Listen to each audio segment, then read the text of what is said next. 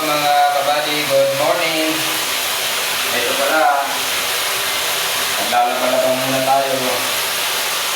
Dahil araw ng linggo ngayon mga kabady. Pagkagising na pagkagising, magpapagsis na tayo magtusot. Tusot muna tayo. Habang trabaho lang naman ito mga kabady. Skiing tayo eh. Wala yung ating partner, kaya magkataga muna yung malimit.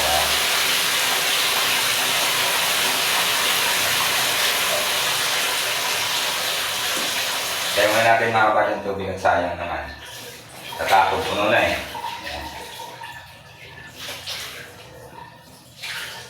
At shout out pala sa lahat ng mga kabady ko dyan.